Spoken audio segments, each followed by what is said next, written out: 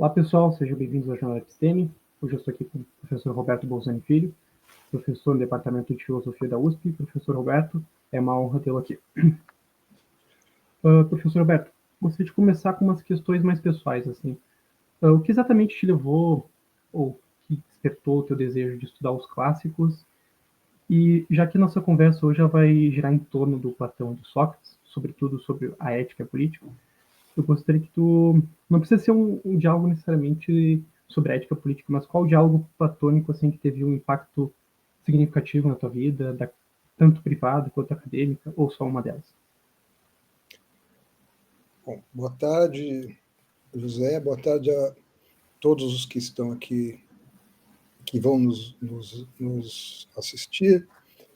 Bom, eu comecei a tomar contato com os filósofos antigos na minha graduação, no meu segundo ano de graduação, quando eu fiz a disciplina de filosofia antiga na USP, e naquele tempo a disciplina durava um ano inteiro, né? Então eu passei um ano fazendo curso com o meu professor da época, o professor Mário Miranda, e ele trabalhava Platão. Então, nós lemos, assim, no primeiro semestre, alguns desses diálogos chamados socráticos de juventude, e no segundo semestre, República.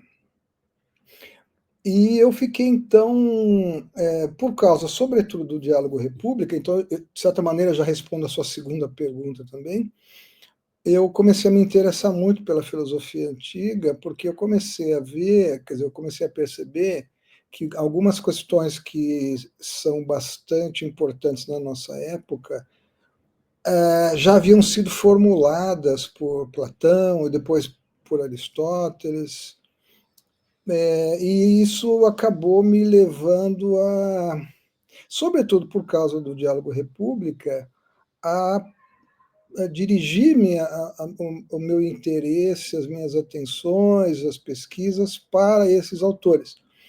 Embora eu tenha feito, na verdade, o meu mestrado e meu doutorado não em Platão nem em Aristóteles, mas nos céticos gregos. Mas durante todo esse período, mesmo na graduação, eu não consegui abandonar Platão, sobretudo a República, por conta dessas questões, como eu disse, que são muito cruciais, né? Por exemplo, em que sentido se pode falar de uma cidade justa, de um governo justo, que relações se pode encontrar entre a prática política e algum significado para a ideia de conhecimento, não é? Essas questões que sempre me pareceram muito vivas, e acho que ainda estão vivas, eu as encontrei já ali nesses diálogos, sobretudo a República, e também o que também me prendeu nesses diálogos foi o seu encanto literário, né? Porque Platão tem alguns diálogos, República é um deles,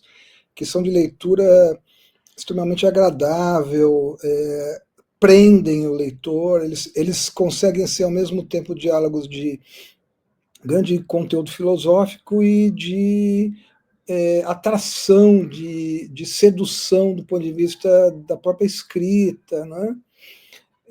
Então, a República, por exemplo, talvez tenha sido o único texto durante minha graduação em que eu li repetidamente, porque durante a graduação você vai fazendo várias disciplinas, vai mudando a sua bibliografia, e é difícil você se manter fixo em algum texto, né? Mas a República foi um texto que me acompanhou durante boa parte desse período da minha formação, né? Perfeito. Concordo com o senhor. Platão tem uma escrita belíssima. Um diálogo que me influenciou muito foi Liz, que é um diálogo que talvez não é tão conhecido pelo grande público assim, mas ele me ajudou muito a repensar meu ciclo de amizades. E a República é uma obra que vira e mexe eu releio também. Um outro diálogo que também me fascinou muito nessa época foi o Fédon, porque o Fédon trata de uma questão que eu acho que nós nunca podemos jogar para baixo do tapete, que é o tema da morte, né? Acho que todo homem em algum momento se pergunta o que acontece, o que é morrer, o que acontece, se há algo para além da morte, né? São perguntas inevitáveis, mesmo que você nunca as responda, que você conclua que você não pode respondê-las, elas aparecem na nossa mente, né? E o Phaedon, além também do encanto literário, porque é o diálogo que termina com a morte de Sócrates, né? É um diálogo muito bem escrito, contém argumentos tentando provar a imortalidade da alma, que eu acho que é um assunto assim que a gente não pode considerar um assunto menor. Então, o Phaedon também foi um diálogo que me prendeu bastante, né? Mesmo durante esses anos de formação. Professor, qual é exatamente o contexto histórico que Platão e Sócrates estão inseridos e quais são os interlocutores de ambos, assim? Não precisa citar todos, mas os mais principais, assim, os que a gente costuma É, estudar mais academicamente. Sócrates, ao que tudo indica, ele viveu de 470 a 399 a.C., que é o chamado século de ouro, ou século de Péricles, da cultura grega, né? Porque é o momento em. Bom, você tem aí basicamente duas grandes características da Atenas dessa época. Eu estou falando, na verdade, de Atenas, né? É preciso lembrar que não existe a Grécia como um país, existem as várias cidades autônomas do ponto de vista político, jurídico, cada uma com sua constituição, todas unificadas pela língua grega, mas de fato você não tem o equivalente a uma unidade como o que nós chamamos de um país, de uma nação.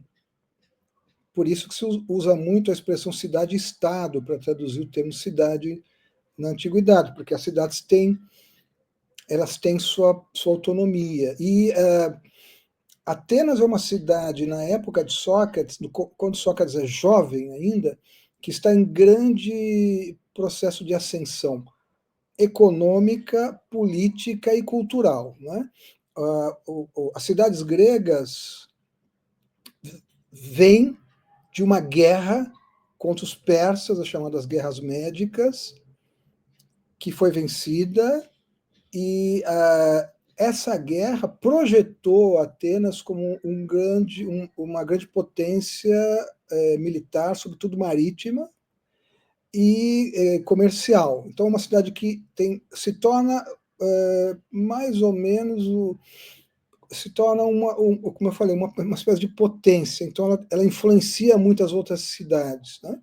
E ao mesmo tempo, não saberia dizer se por causa disso, mas ao mesmo tempo, nesse período, né, que eu estou falando aí de segunda metade do século, um pouco antes, você tem o surgimento de alguns fenômenos culturais muito importantes, como a tragédia, a comédia, né? Os três grandes trágicos são justamente desse século. Primeiro, o Ésquilo, que nasce ainda no século VI, depois Sófocles e Eurípides. Né? A comédia, tragédia e comédia são atividades exercidas na cidade, publicamente, em competições, né? Que mobilizam as histórias narrativas míticas e são objeto de avaliação pelo público. Você tem os historiadores, Heródoto, Tucídides, isso é muito importante também. Você tem os grandes oradores, o surgimento da retórica como uma técnica discursiva, como objeto de tratados, de estudos, não é? E você tem os sofistas, que são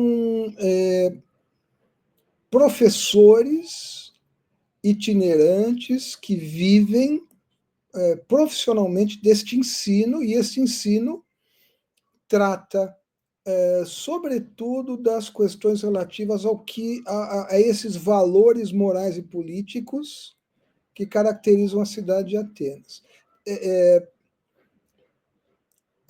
Quando Sócrates tem chega à sua meia-idade aproximadamente, quando ele chega em torno dos 40 anos, começa, um pouquinho menos, começa o grande acontecimento que vai modificar a história das cidades gregas, que é a Guerra do Peloponeso, que não é mais uma guerra contra um inimigo externo, mas é uma guerra, é algo semelhante ao que chamaríamos hoje de uma guerra civil, porque ela reúne cidades gregas. Então você tem duas grandes alianças, os atenienses e os seus aliados, e a cidade rival de Atenas principal, que é Esparta. Né? E você tem, então, uma guerra que dura quase 30 anos, que termina em 404, já no finalzinho do século, com a vitória dos espartanos, dos seus aliados. E esse é um período em que a cidade de Atenas passa por um processo, isso é característico de toda a guerra, um processo de grande dúvida sobre valores morais.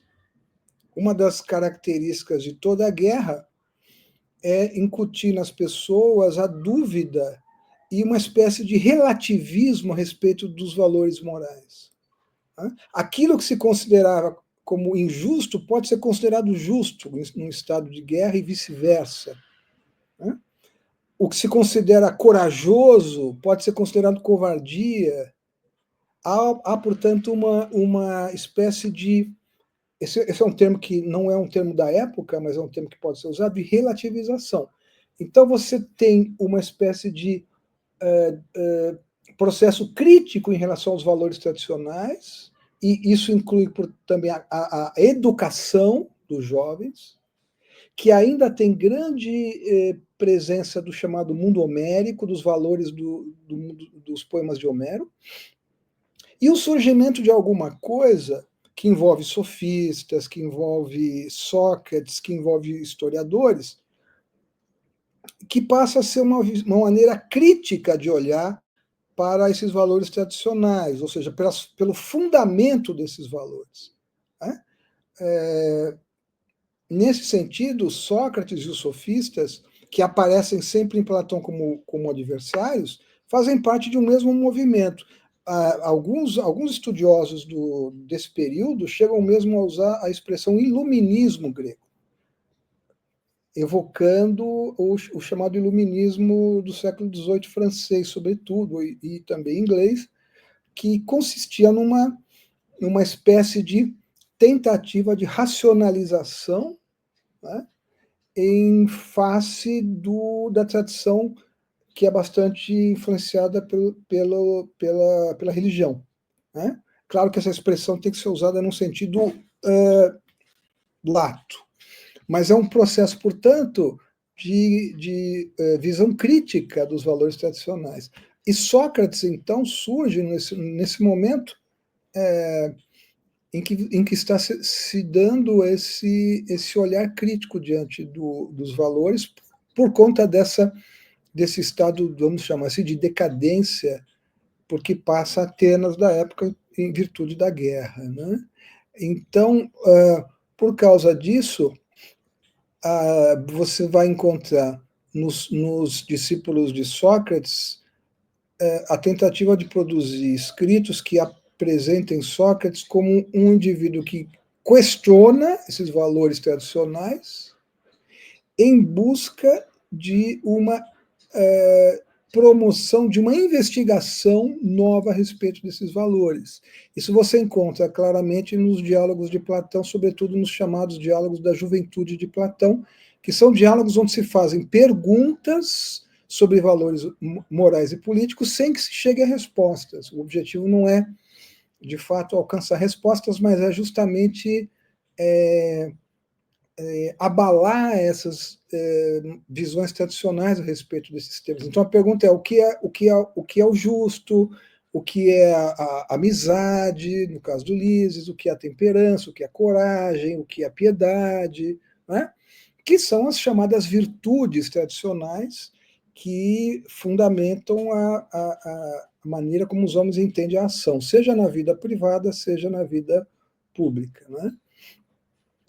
E no caso de um Platão, de um Xenofonte, que são as fontes que nós temos, Os sofistas aparecem sempre como uma espécie de contraponto do Sócrates. Quer dizer, Sócrates, ao mesmo tempo em que ele tem algo em comum com os sofistas, que é lidar com esses temas relativos aos valores morais e políticos, ele o faria de uma maneira diferente, porque o objetivo dele seria uma reeducação, né, da juventude ateniense, dos futuros políticos atenienses, digamos assim, enquanto que no caso dos sofistas, segundo a versão platônica, sempre é importante ressaltar, que não é seguramente historicamente muito fiel, o sofista é um profissional, é um mercador do saber, ele vende o seu saber. Né? Então você vai encontrar nesses diálogos sempre um contraponto entre a figura de Sócrates de um lado e a figura do sofista, a figura do poeta, do rapsodo, do político tradicional, que são sempre os interlocutores, o sacerdote, que são sempre a representação dessa visão tradicionalista. Né? Então é basicamente, digamos, esse é o cenário no qual acontecem esses diálogos ditos socráticos de Platão. Né? Perfeito. Professor Beto, tem um livro que eu gosto bastante, que é o que é a filosofia antiga do Pierre Hadot. Uhum. O Pierre Hadot, ele fala numa determinada passagem que o saber, tanto socrático quanto platônico, eles estão, como tu bem disse agora, né, tem uma interconexão entre os valores e o saber.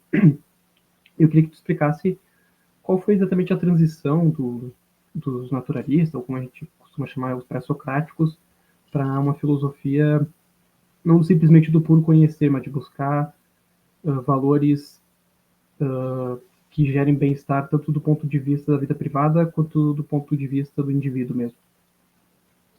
Olha, é difícil dar uma explicação sobre como se deu isso, porque, na verdade, não é muito correto dizer que a filosofia deixa de ser uma investigação natural e passa a ser uma investigação sobre os valores éticos e políticos. Né? De fato, a filosofia começa, pelo que a gente sabe dos fragmentos que nos chegaram, com os pré-socráticos, como uma tentativa de apresentar uma nova maneira de compreender os eventos da natureza, e nessa nova maneira não é suficiente alegar, como acontece no chamado mundo homérico, que os eventos naturais se devem à ação divina direta, como você encontra no que se chama de mundo homérico, nos poemas de Homero. Né? A ideia é apresentar, então, uma nova maneira de explicar a realidade, e nessa nova maneira você fala de princípios e fundamentos estritamente naturais. Disso não se segue que esses pré-socráticos não tivessem refletido sobre questões como o que é o belo, o que é o bom, o que é o justo. Você encontra em alguns deles afirmações a esse respeito. Uma crítica à teologia, por exemplo. Né?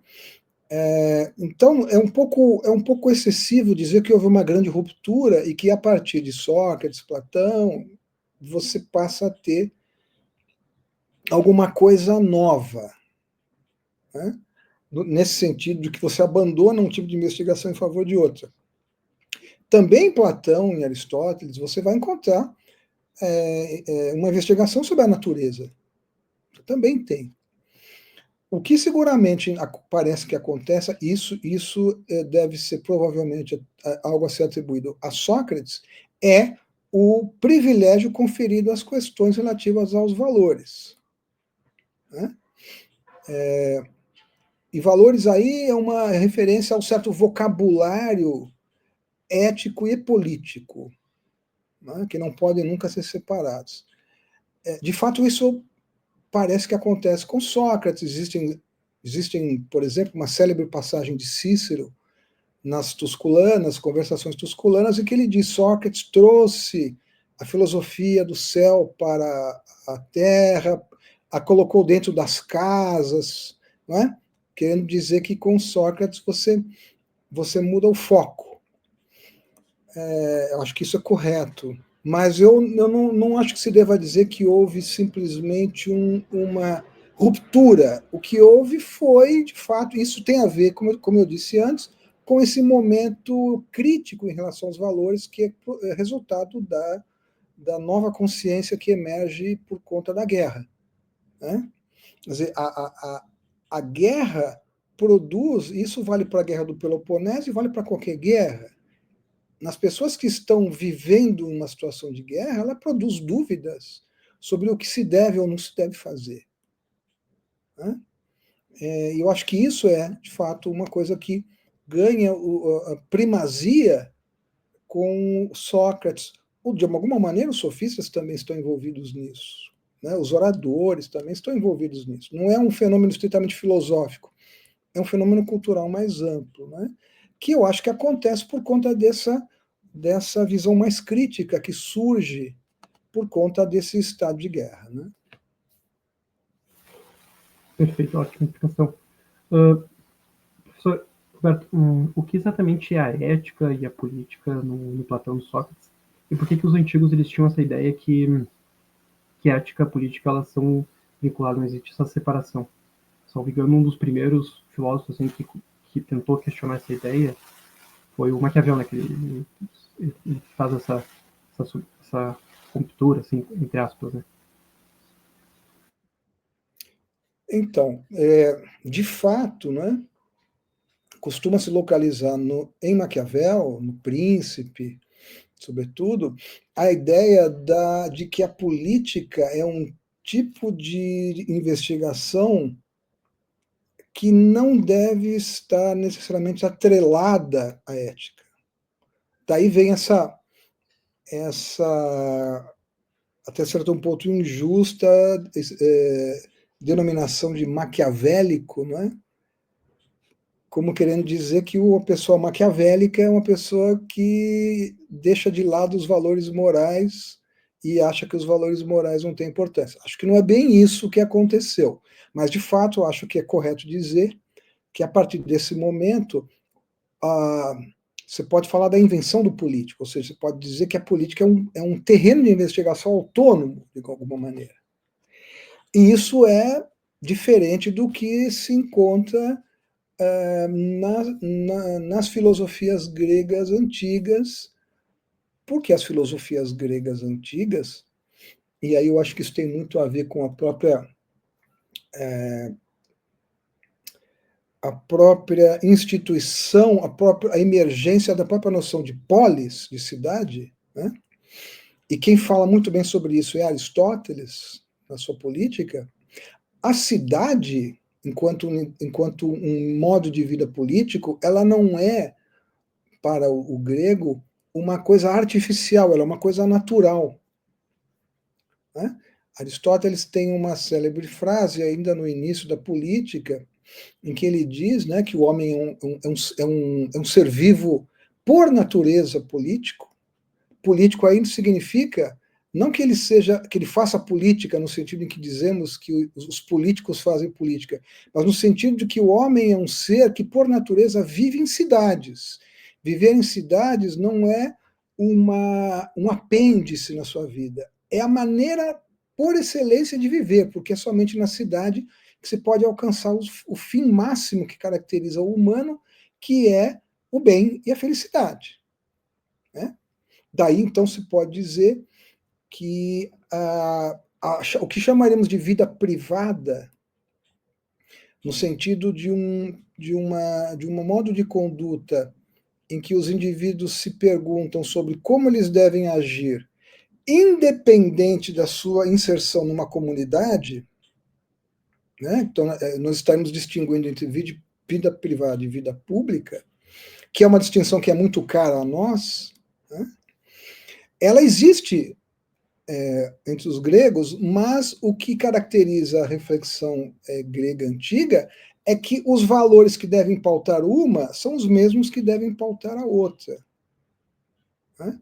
Porque a relação entre a vida nas pequenas unidades, como família, aldeia e cidade, é uma relação natural de continuidade. Né? é isso que muda, de fato, em algum momento da história do Ocidente, né?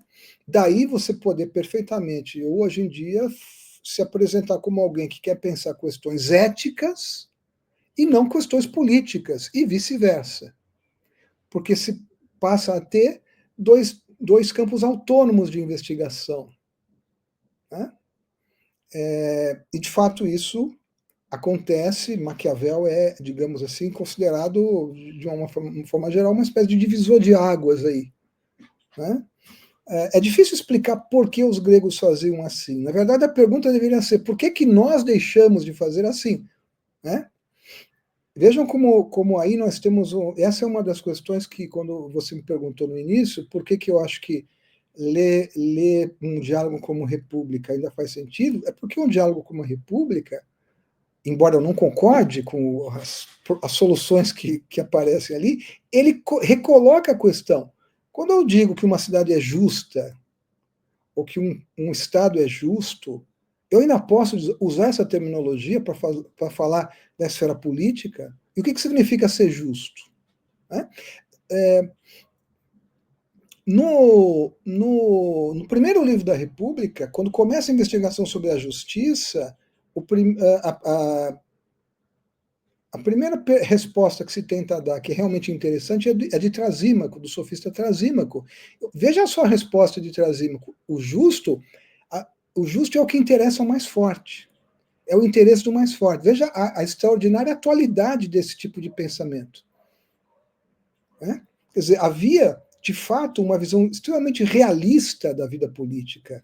Realista no sentido de que, pelo poder, tudo pode ser feito. E quem detém o poder determina o que é justo e o que não é justo. Né? Como esses pensadores, como Sócrates, Platão, Aristóteles, estão brigando com essa ideia, eles tentam propor algum tipo de solução na qual o vocabulário da justiça na esfera política seja uma espécie de decorrência, dependência, ou no mínimo esteja articulado com as ideias básicas da vida, dos valores morais que normalmente nós aceitamos na vida privada. Ou seja, essa ausência de uma ruptura entre valores da vida privada e da vida pública, de alguma maneira, ajuda a desqualificar essa visão fortemente realista da política como algo que não tem, que não precisa de compromissos morais. Vejam que a resposta de Trasímaco, de certa maneira, nos coloca num cenário típico de Maquiavel. Embora Maquiavel não possa ser reduzido a esse tipo de coisa. Mas a ideia, olha, você quer falar em o que é justo? Justo é aquilo que aquele que tem o poder diz que é justo, e isso não se discute. Né? Então, essas reflexões dos filósofos gregos estão, de alguma maneira, tentando trazer para a esfera da política uma espécie de núcleo duro que nós chamaríamos hoje de ético. Né? Aquilo que nós chamamos durante muito tempo, até como um grande lema, uma bandeira, ética na política, né? Que é uma grande reivindicação que se fez durante muito tempo no Brasil, pelo menos. Precisamos de ética na política. De alguma maneira é isso que acontece ali. Né? É uma espécie de idealização da política, sem dúvida nenhuma, mas é uma idealização consciente. Né? Bom, um dos grandes problemas que tu mais ou menos falaste é sobre justamente essa relação do justo e do bem. Como é que essa relação ela ocorre na filosofia platônica? Por exemplo, uma coisa justa não é necessariamente um bem não é necessariamente algo justo. Como é que o Platão tenta, como é que ele aborda essa questão, sobretudo na República? Então, o termo bem ou bom, né? Geralmente você encontra o adjetivo substantivado, o bom. Né? Ele, quando é usado por Platão, por, por outros autores, ele. Veja, quando eu digo, por exemplo, eu posso dizer, por exemplo, que um martelo é bom para pregar um prego, né? E faz sentido usar esse termo. Eu quero dizer simplesmente que ele é útil para pregar um prego. Eu quero dizer simplesmente que a sua função é pregar um prego. Então a ideia do bom, ela se origina sempre dessa ideia de que quando eu digo que algo é bom, é porque há alguma coisa que esse algo deve fazer e que quando ele o faz, nós temos aí o bom. Né? Isso pode ser pensado do ponto de vista desses objetos da técnica, como o martelo que eu mencionei, mas também do ponto de vista do ser humano. A ideia é que o bem do ser humano é aquilo que ele pode fazer para alcançar uma finalidade que está intrínseca nele. Né? A finalidade, em última análise, é a felicidade. Essa é uma questão muito peculiar, porque nós estamos habituados a conceber a noção de felicidade como uma espécie de estado interior, de bem-estar do indivíduo. Né? A felicidade para os gregos, ela não é um estado interior. Ela envolve, e Platão tem um grande peso nisso, a ideia de que a alma se encontra num certo estado. Mas isso não é a felicidade. Isso é o que torna possível a felicidade. A felicidade é uma prática constante. É um modo de vida. Né? Ora, esse modo de vida, segundo Platão, segundo Sócrates, o Sócrates de Platão, segundo Aristóteles, é o que só pode ser obtido mediante as virtudes, entre as quais a justiça. Né? Então, a relação entre o justo e o bom é justamente a relação que há entre o justo e a obtenção desse estado que, por natureza, o homem deve almejar, que é o estado da felicidade. Então, veja, nós estamos falando, então, de uma ideia de felicidade que só pode ser alcançada e exercitada na cidade, porque ela envolve a ideia da justiça. Aí é um outro ponto. Para nós, frequentemente, falar de justiça envolve a possibilidade, até a necessidade de falar de algo que não me torna necessariamente feliz. Né? Então, há muitas situações em que eu digo para mim mesmo que para que eu seja justo, eu preciso sacrificar alguma coisa. Isso é uma espécie de sacrifício da minha própria felicidade. Essa é uma ideia que não está no cenário desses pensadores, porque a felicidade só pode ser obtida quando o homem realiza todas essas suas potencialidades anímicas, que envolvem inclusive valores morais. Né? Então, nesse sentido, a relação entre o justo e o bom é uma relação harmônica, desde que bom, claro, nesse caso, não seja visto como algo que eu digo de um martelo que prega um prego, mas daquilo que caracteriza o humano em busca da sua felicidade. Então, você pode dizer que sem o justo não se tem o que é bom e a felicidade. Esse é um tópico importante em Platão e também na República. Né? Quando Platão, por exemplo, vai falar sobre a ideia do bem na República, a ideia do bem na República, ela não é simplesmente a ideia de um valor moral, mas ela é a maneira de dizer que cada uma das coisas, desde as formas inteligíveis até o filósofo, os governados pelo filósofo na cidade, estão executando aquilo que lhes cabe executar, estão vivendo o tipo de vida que devem viver. Isso configura um estado bom.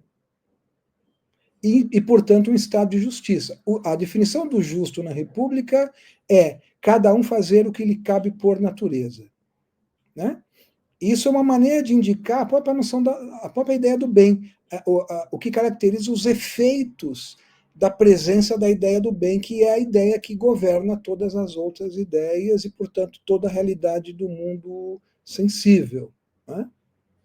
Então, ainda que justo e bom não sejam idênticos, eles estão articulados, né, de uma maneira indissolúvel, né, segundo esse diálogo. Né? Perfeito. Professor, qual é a relação do conhecimento com com a ética e a moral no Platão? Esse é um tema difícil porque não tem uma única resposta para isso. Na verdade, bom, aí tem toda uma controvérsia sobre se os diálogos de Platão formam uma unidade ou se neles você encontra desenvolvimentos, né? Mas você tem alguns diálogos que são considerados diálogos de juventude, que são chamados por isso de socráticos, onde parece predominar a ideia de que as virtudes morais são conhecimento. Ou seja, o indivíduo que é justo, ele é justo porque ele conhece o justo. Ele tem um conhecimento do justo. E ao ter esse conhecimento do justo, na medida em que o conhecimento é algo, no sentido em que Platão entende a noção do conhecimento, é algo infalível, ele infalivelmente será justo nas suas ações. É o que se chama de intelectualismo moral. A moralidade, ela se encontra nas virtudes morais do indivíduo, mas a aquisição das virtudes morais, ela resulta de um processo cognitivo, assim como o conhecimento matemático é um processo cognitivo, né? Então, a partir do momento que você tem um conhecimento matemático, que você demonstra uma equação matemática, aquele conhecimento, ele de alguma maneira te domina, ele se impõe a você. Então, ele será para você sempre o mesmo. Algo similar aconteceria no caso da aquisição dos valores morais enquanto virtudes. As virtudes são algum tipo de conhecimento, aí tem toda uma controvérsia se virtude é idêntico a conhecimento, ou se as virtudes são tipos de conhecimento, mas essa é uma questão que no limite não tem consenso. Mas o fato é, o indivíduo que é justo, que é piedoso, que é corajoso, que é temperante, ele o é porque ele tem um conhecimento a respeito disso. E dessa ideia se segue uma outra ideia, que é a chamada tese da unidade das virtudes. Quem detém uma virtude, já que todas as virtudes são conhecimento, quem detém uma detém todas, né? Essa é uma visão que predomina nos chamados diálogos socráticos, que são, na sua maioria, aporéticos, né? São diálogos que não têm solução. Ulisses, que você mencionou, é um deles, e vários outros diálogos, né? O que acontece com tudo é que quando você vai para o período da maturidade de Platão, por exemplo, a República, na República você tem uma visão um pouco diferente dessa ideia da aquisição da virtude e da relação que há entre as virtudes, porque na República todos os cidadãos, eles devem, como eu disse há pouco, executar aquilo que sua natureza prescreve, né?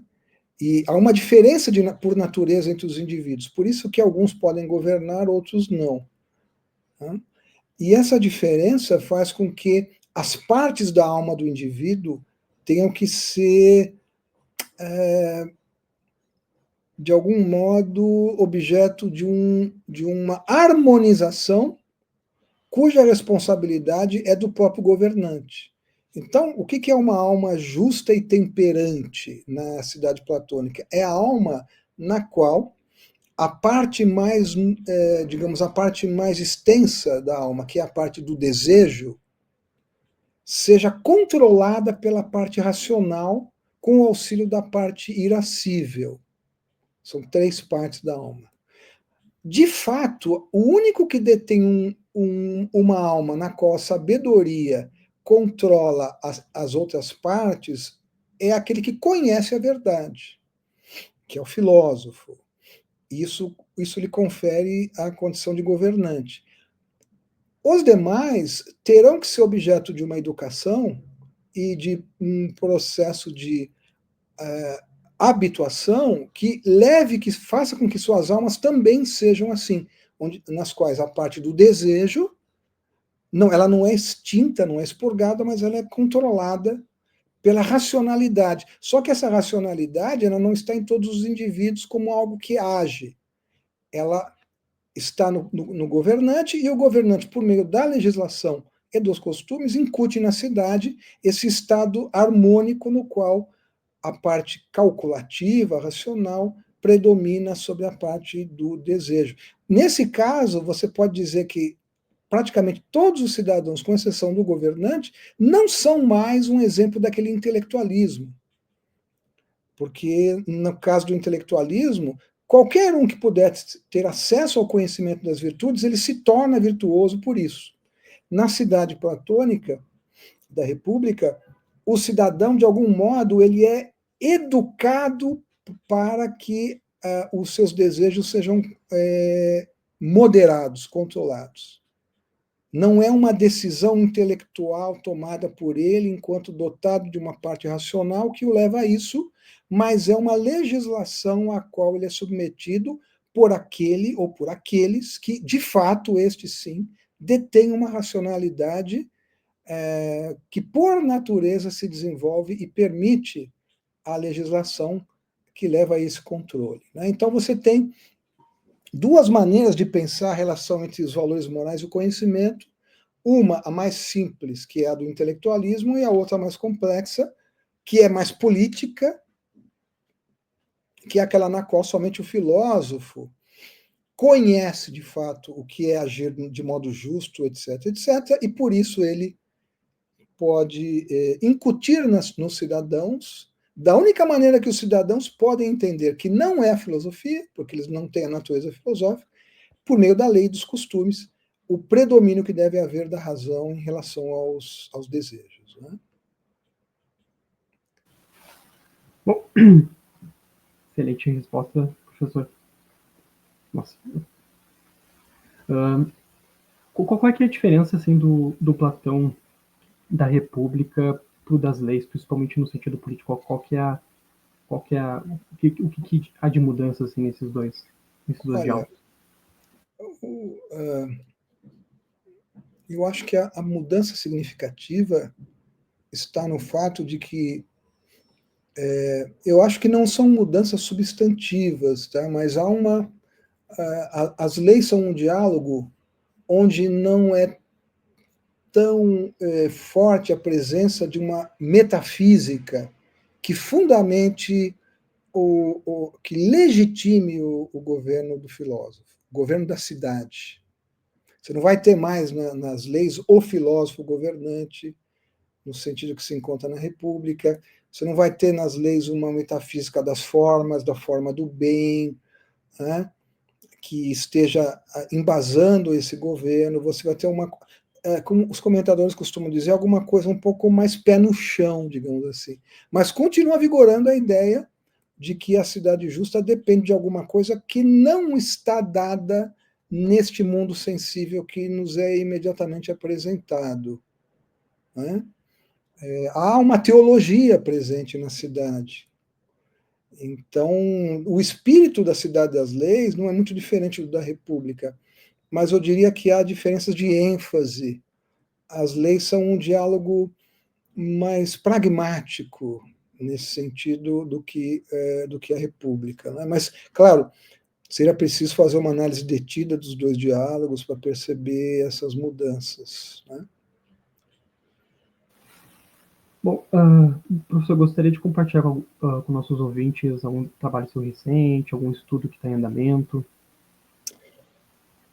Olha, sobre Platão, eu recentemente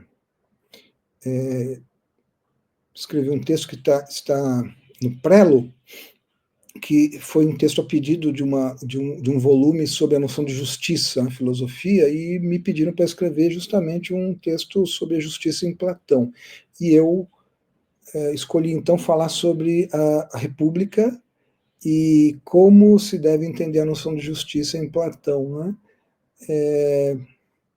Esse texto não saiu ainda, mas nesse texto, basicamente, o que eu tento mostrar é um pouco o que eu falei aqui para você sobre a relação, a articulação, a imbricação que deve haver entre noções que para nós aparecem sempre como noções de política e moral e noções metafísicas.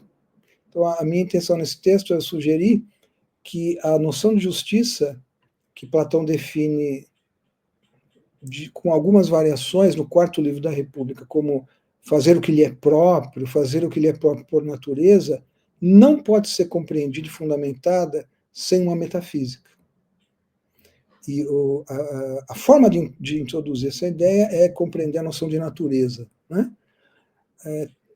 Tem uma passagem na República, que está bem ali no sexto livro da República, no coração desse núcleo metafísico da República, em que o Sócrates diz que o filósofo, o governante, ele vai conhecer as formas, essas formas, ele não usa esse termo, mas ele fala das realidades que são ordenadas e que não cometem entre si injustiças.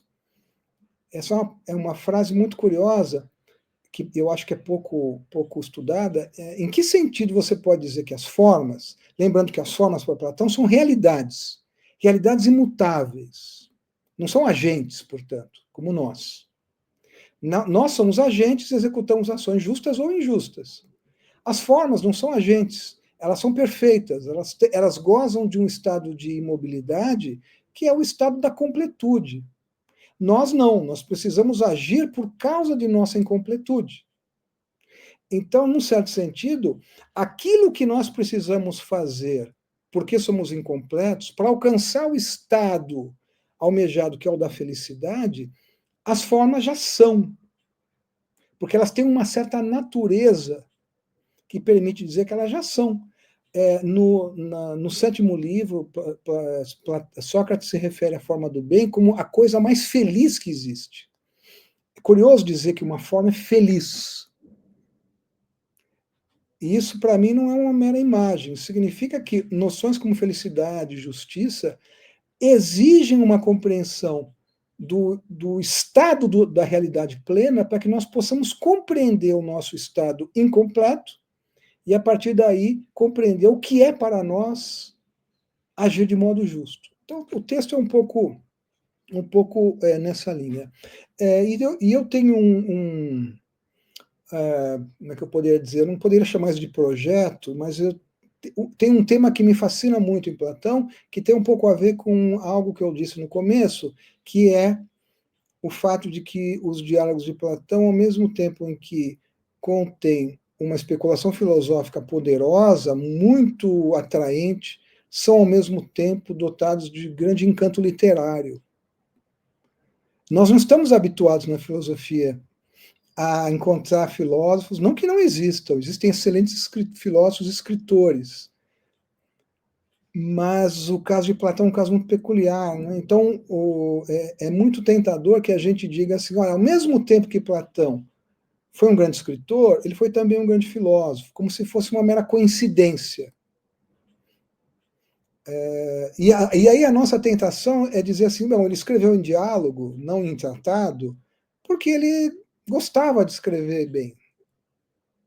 Quando, na verdade, isso também não é verdade. Quer dizer, a forma do diálogo é a única possível para Platão. E aí isso tem a ver com a influência do socratismo nele. Né?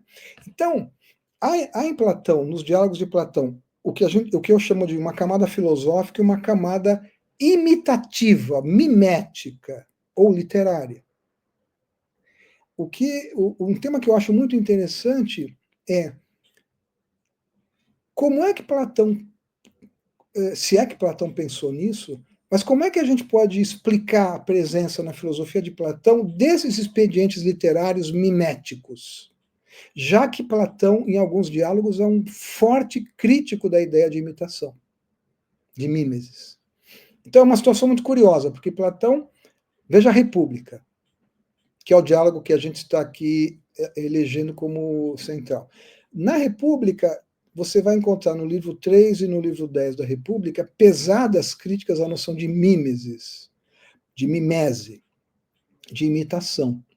E, no entanto, a República é um texto imitativo. Então, como é que Platão pode escrever um texto imitativo no qual ele critica a imitação? A nossa tentação é dizer isso é uma baita contradição.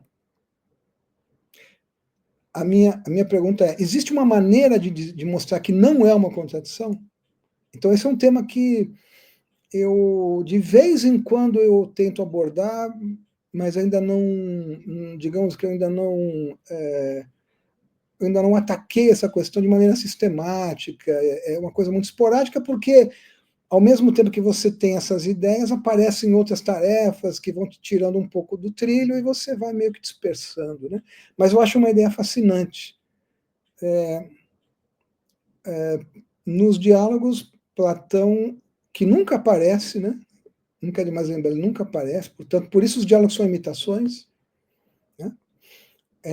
Ele, no entanto, critica esse tipo de procedimento, né? O que dizer, o que pensar sobre isso?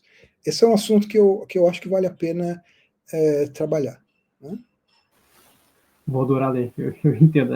Atividades acabam tirando, às vezes, o prazer dos estudos. Isso que eu gosto muito de ler nos clássicos, essa noção de felicidade deles é uma coisa que sempre me comoveu muito, assim.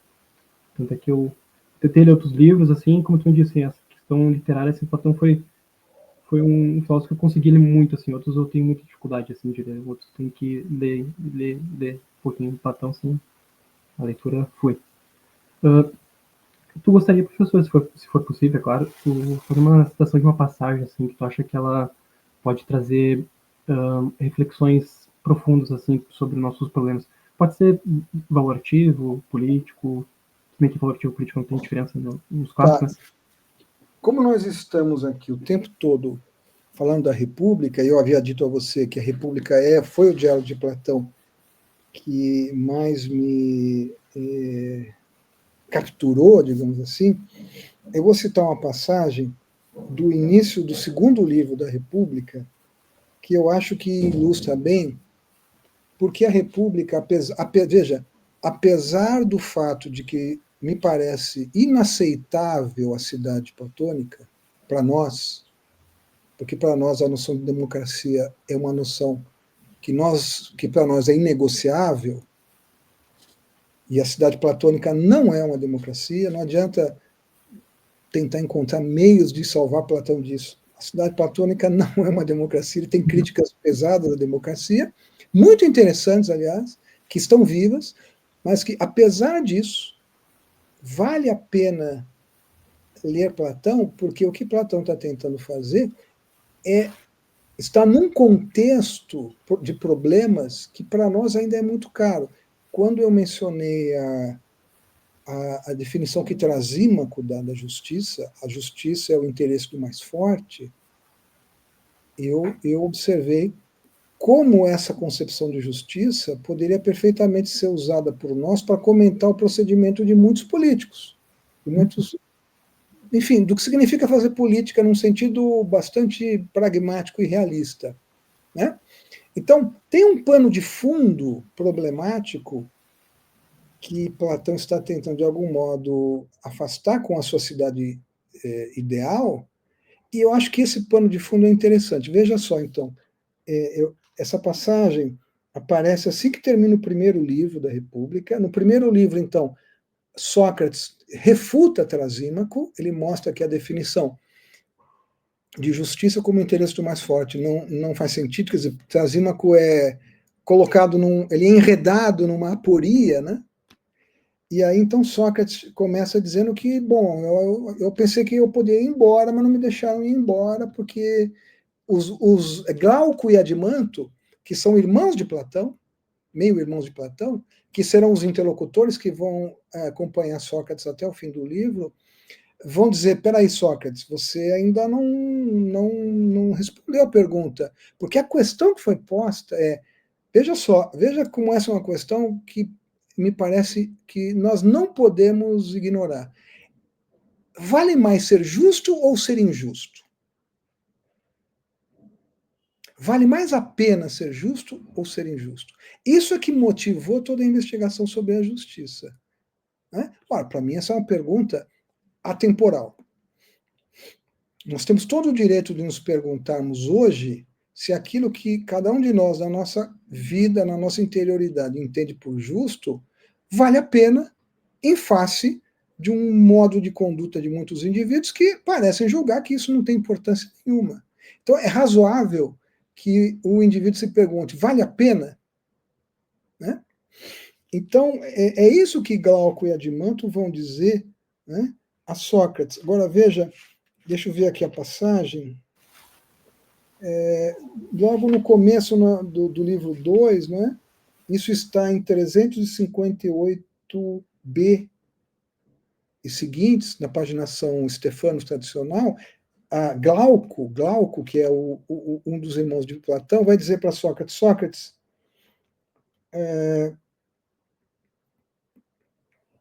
você acha, não é, que vale mais a pena ser justo do que injusto, mas essa não é a opinião da maioria. Então você tem aqui um elemento muito importante no platonismo, seja o Sócrates, seja Platão, não importa, a filosofia se apresenta como um tipo de reflexão que não deve tomar a opinião da maioria como critério, porque ela é, de certa maneira, uma crítica da opinião da maioria. E o que a maioria pensa? A maioria pensa que vale a pena ser injusto e não justo, né? Então, Glauco vai dizer assim, olha, é que me parece que Trasímaco deixou-se encantar por você como uma serpente, Sócrates. Para mim, porém, de um e outro lado, a argumentação não recorreu de acordo com a razão.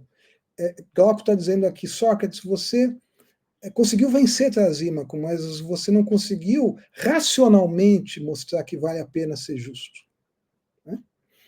Meu desejo é ouvir o que é a justiça e a injustiça e que capacidade tem uma e outra quando estão no íntimo da alma.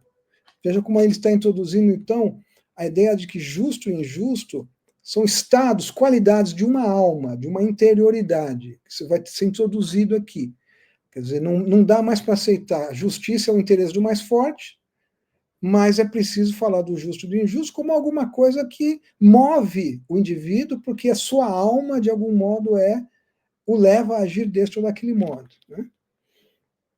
Eis, portanto, o que eu vou fazer, diz Glauco a Sócrates, se concordares. Retomarei a argumentação de Trasímaco e, em primeiro lugar, direi o que é a justiça, tal qual afirmam, e de onde ela vem.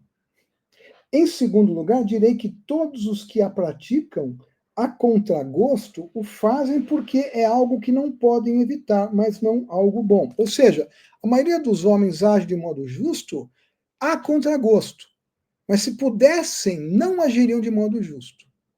Em outras palavras, o justo é uma imposição da lei. Ponto final. É como a maioria pensa. Em terceiro lugar, que é natural que hajam assim. Muito melhor do que a vida do homem justo é a do injusto, dizem eles. A mim, diz Glauco, parece que não é assim. Quer dizer, Glauco não concorda com isso, ele concorda com Sócrates. Mas ele diz, Sócrates, você ainda não nos convenceu, você ainda não mostrou pela razão isso.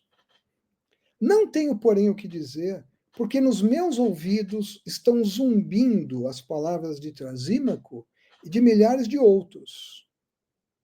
Ou seja, Glauco diz, Sócrates, eu concordo com você que é melhor ser justo do que injusto, mas o que eu ouço o tempo todo é exatamente o contrário disso. E é por isso que eu te digo, você ainda não nos convenceu, porque o que você diz contraria totalmente o que é veiculado em toda parte, né? Mas um discurso em defesa da justiça que diga que ela é melhor que a injustiça, esse é o ponto de Glauco, é mostrar que é melhor ser justo do que injusto, isso ainda não ouvi de ninguém da maneira que eu quero. Quero ouvir um elogio pelo que ela mesma, a justiça, ela mesma é. E penso que de ti eu ouviria isso. Por essa razão, eu me esforçarei por fazer o elogio da vida do homem injusto, e fazendo-o mostrarei de que maneira, de meu lado, quero ouvir-te censurar a injustiça e elogiar a justiça. Sócrates, então, depois de ouvir isso, elogia Glauco, dizendo que ele é realmente dotado de um grande valor, né? E eles começam, então, uma nova investigação, e essa investigação começa com Glauco formulando o famoso episódio do Anel de Gige, que é uma maneira de introduzir aquilo que muitos consideram a primeira versão contratualista da justiça. A ideia é a seguinte: o homem é, por natureza, um ser que gostaria de agir de modo injusto, mas ele não quer ser prejudicado, por isso, então, ele age de modo justo. Né? Essa é, digamos, é a maneira como Glauco apresenta a Sócrates a posição do homem comum, para que Sócrates possa, então, apresentar em contrapartida o elogio racional da justiça. Ora, o que eu acho interessante nessa passagem é que muitos de nós talvez sejamos como Glauco. Nós ouvimos o tempo todo, ouvimos frequentemente, é melhor ser injusto? Não vale a pena ser justo? E se a gente age de modo justo é porque a lei nos obriga, enquanto que nós gostaríamos de responder a pergunta, mas não vale a pena ser justo, independente da imposição da lei? Eu acho que essa é uma passagem extremamente ilustrativa do tipo de leitor que Platão está procurando quando escreve um texto como República. Jovens como Glauco, que têm uma natureza filosófica que os leva a pensar: o justo ele mesmo deve ser algo bom, ainda que a maioria diga o contrário. E por isso que eu acho que essa é uma passagem muito emblemática do tipo de projeto filosófico que Platão está desenvolvendo num diálogo extraordinário como esse, que é a República. Né? Perfeito, professor formal, Raquel, aqui, concordo plenamente com suas palavras. Tem um professor meu até que eu gosto de falar que a República ela também é um livro, ele também é um livro pedagógico, não é só um livro político. Sim, a famosa afirmação de Rousseau sobre isso, no Emílio, que a República é o maior tratado de educação que já se escreveu. Veja, aí tem um outro ponto para terminar, então. É a noção de educação. É uma noção muito importante, muito delicada para Platão, e não só para Platão. Isso eu acho que é uma característica da época de Sócrates e Platão. Falar em educação é falar de uma preparação para a vida política. Né? A educação é um privilégio ali, de alguns, daqueles que podem pagar a educação. E a educação é uma formação na poesia, na capacidade de combate, na retórica, e tudo isso visando a fazer do jovem que ele tenha uma vida pública, política bem-sucedida. Platão não rompe com isso. O que ele faz é dar um novo significado para essa ideia, que é muito discutível, mas continua sendo fundamental a ideia da educação. Né? Perfeito, professor. Foi uma honra tê-lo aqui. Obrigado.